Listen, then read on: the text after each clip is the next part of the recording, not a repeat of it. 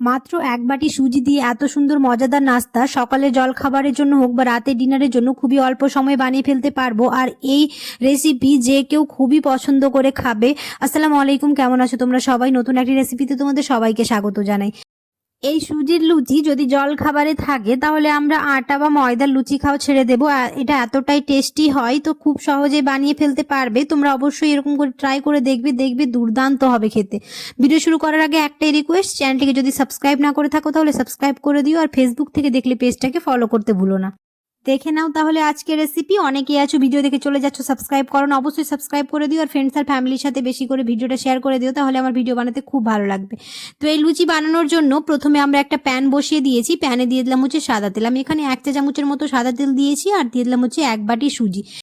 সুজিগুলো দেওয়ার পরে 1 থেকে 2 মিনিট খুব ভালো করে এরকম করে মিশিয়ে নেব। 1 থেকে 2 মিনিট খুব ভালোভাবে আমি রোস্ট করে নিয়েছি। ভালোভাবে রোস্ট করার পরে এখন এর মধ্যে দিয়ে দিব হচ্ছে 1 কাপ দুধ, তারপর দিয়ে দিব হচ্ছে 1 চিমটে লবণ, দিয়ে খুব ভালো করে মিশিয়ে নেব দুধের সাথে। সুজিটা দিয়ে খুব ভালো করে একটা ব্যাটার বানিয়ে নেব। যেমন করে আমরা আটা মাখি রুটি বা পরোটার জন্য, যেমনভাবে সেম এরকম করে একটা ব্যাটার বানিয়ে নেব। খুব ভালো করে যখন জলটা ভালো করে মিশে আসবে সুজির সাথে, তখন আমরা একটা থালাতে এটা ঢেলে নেব। দিয়ে খুব ভালোভাবে গরম অবস্থায় এটাকে মথে নেব, তাহলে খুব ভালো হবে। আর অনেকক্ষণ সময় ধরে মথে নিলে এটা ফুলকো ফুলকো হবে আর খেতেও খুব ভালো হবে। তো এরকম গরম গরম অবস্থায় খুব ভালো করে একটা ডো বানিয়ে নেব, যেভাবে আমরা রুটি বা পরোটার ডো বানাই। তো আমার খুব ভালোভাবে এটা ডো বানানো হয়ে গেছে।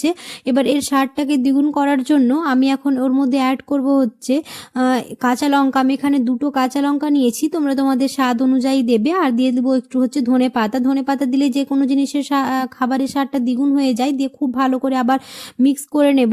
খুব ভালোভাবে সব কিছু মিক্স করার পরে এবার 2টো ভাগে ভাগ করে নেব। দিয়ে খুব ভালো করে আমরা একটা রুটির মতো বেলে নেব। যেভাবে আমরা রুটি বেলি ওরকম একটু বড় করেই বেলে নেব। এই সুজির লুচি খুবই অল্প সময়ের মধ্যে হয়ে যায় এবং ছোট থেকে বড় সবাই খুব পছন্দ করবে। একবার হলেও বাড়িতে অবশ্যই ট্রাই করে দেখবে তোমরা। তো এরকম করে খুব ভালোভাবে আমি বেলে নিয়েছি। এবার তোমরা তোমাদের নিজেদের সাইজ অনুযায়ী দেবে। আমি এখানে একটা বাটি নিয়ে এরকম করে গোল গোল করে সাইজ করে নেব। তোমরা চাইলে কোনো গ্লাস বা কোনো ছোট কাপেরও করতে পারো। আমি এখানে একটা বাটি দিয়ে করেছি, একটু বড় বড় করেই করার চেষ্টা করেছি। তোমরা চাইলে একটুখানি ছোট করতে পারো। আর কিছু না, এরকম করে বাকি ওগুলো আমরা সরিয়ে নেব। আর তেলে এরকম করে ভেজে নিলে আমাদের রেডি হয়ে যাবে এই সুজির ফুলকো লুচি। এরকম করে সবগুলোই বানিয়ে নেব। আর ওখানে তেল গরম হয়ে এসছে, এবার এক এক করে ভেজে নেব। তেলটা যখন খুব ভালোভাবে গরম হয়ে আসবে তখন এক এক করে ছেড়ে এরকম করে লাল লাল করে ভেজে নেব, যেভাবে আমরা এমনি লুচি ভাজি। আর এরকম করে একটুখানি প্রেস করলেই দেখবে খুব ভালোভাবে এটা ফুলে আসবে। আর এটা খেতেও হয় অসাধারণ। এরকম করে এপিঠ উপিঠ খুব ভালো করে ভেজে নেব লাল লাল করে। আর দেখতে পেলে কত তাড়াতাড়ি হয়ে গেল। এরকম করে সবগুলোই বানিয়ে নেব। আশা করছি আমার আজকের রেসিপি বুঝতে তোমাদের কোনো অসুবিধে হয়নি, আর আজকের রেসিপিটা তোমাদের ভালো লেগেছে। যদি ভালো লেগে থাকে তাহলে অবশ্যই চ্যানেলটিকে সাবস্ক্রাইব করে দিও, আর ভিডিওটাতে অবশ্যই একটা লাইক করে দিও। কমেন্টে জানাতে ভুলো না কেমন হয়েছে। আমার কাছে আটা বা ময়দার লুচি থেকে এই সুজির লুচিটাই বেশি ভালো লাগে খেতে। আশা করছি তোমাদেরও ভালো লাগবে। তো অবশ্যই তোমরা বাড়িতে একবার হলেও ট্রাই করে দেখবে।